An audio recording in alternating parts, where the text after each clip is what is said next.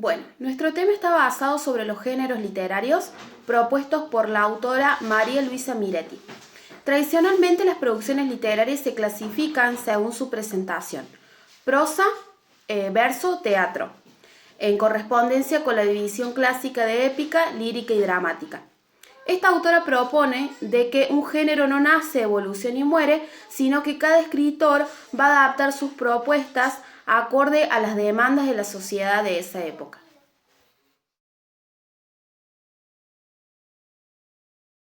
La autora nos propone que los primeros acercamientos de los niños a las obras, principalmente durante la educación inicial y los primeros grados del primer ciclo, es conveniente y puede orientar a los niños utilizar siluetas y formatos para anticipar con qué tipo de producción se va a trabajar. Por ejemplo, para los más pequeños, la formulación del conocido "había una vez". Esto será suficiente para anticipar la proximidad de un cuento.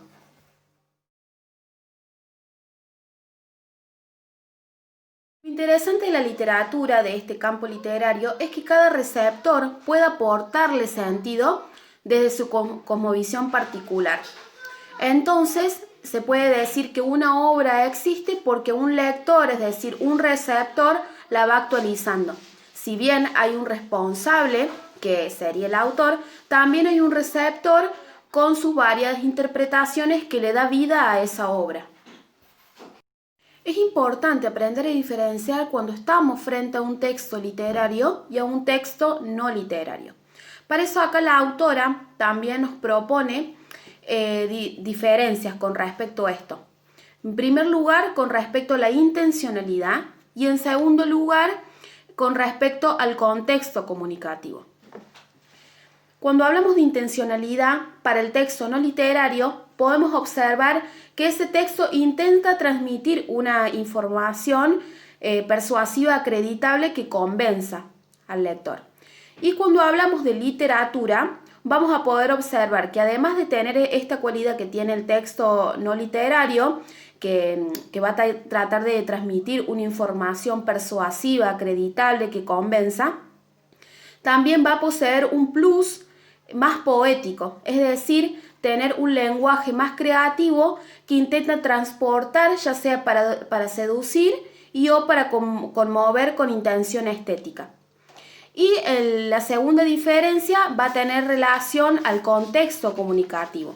En los textos no literarios van a ser más pertinentes para ocasiones informales extraescolares, pero los textos literarios son los que van a estar adecuados para el destinatario infantil o juvenil, con el beneficio de que se pueda generar y desarrollar sus competencias literarias y comunicativas.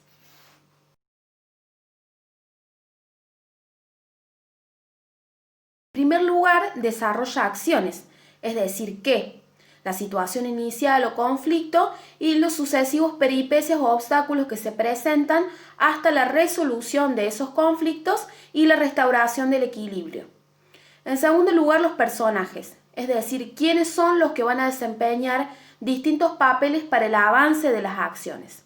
En tercer lugar, es que está contextualizado, es decir, dónde ocurren esos sucesos, espacio físico-mental. Y en cuarto lugar, el tiempo, es decir, cuándo transcurre eso, cuándo suceden los hechos.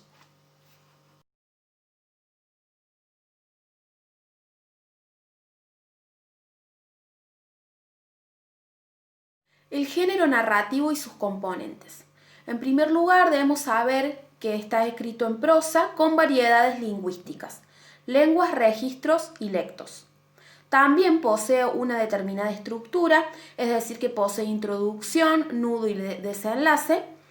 También con respecto al narrador podemos encontrar que está narrado por el protagonista, que se encuentra en primera persona, por un testigo, que también se encuentra narrado en primera persona, y por un omnisciente, que se encuentra narrado en la tercera persona. Con respecto a la realidad representada, posee un argumento, posee personajes que pueden ser hay personajes primarios y secundarios, sucede en un espacio, es decir, en un lugar, puede ser macrocosmo, es decir, La historia se puede centrar en un lugar abierto o microcosmo en un lugar cerrado. También en relación al tiempo, que puede tener duración entre la de introducción y el desenlace, y también tiene que ver la época, si es presente, pasado y futuro. En cuanto al recurso de estilo, puede ser una narración, puede ser una descripción, retrato, puede ser un diálogo, un monólogo o una construcción oracional. Y por último tenemos las especies. Puede ser una fábula, que en la fábula interactúan animales con moraleja. Puede ser también un apólogo, que es una interacción de personas con moraleja. Puede ser una parábola, que la parábola es una enseñanza mucho más profunda de la vida humana. Una leyenda puede ser también, que es una narración más o menos fantástica, pero está fundada en la tradición popular. Puede ser una balada, que es una narración sencilla de algo breve, con trasfondo sentimental. Puede ser un cuento, que los cuentos son breves con una trama más lineal. Y también, por último, podemos estar enfrente a una novela, que una novela tiene una cierta extensión de trama compleja y se encuentra dividido en capítulos.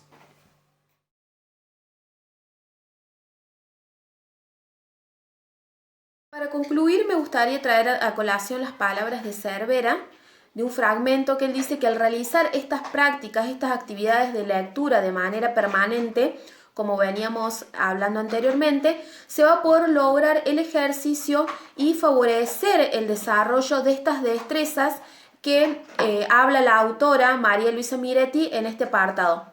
Estas destrezas del oír, de entender, destrezas de hablar y de leer. Y algo también sumamente importante que nos aporta Cervera es que él afirma de que el placer de leer va precedido por el placer del oír y del jugar. Entonces aquí la importancia de, como dijimos anteriormente, brindarles en todo tiempo a los niños valiosos momentos de lectura literaria.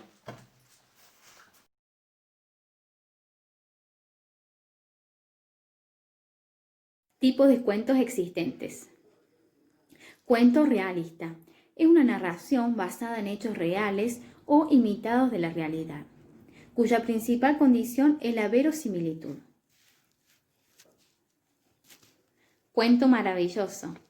Es un relato construido sobre la base de un conjunto reiterado de situaciones humanas para explicar aspectos de la vida. Características.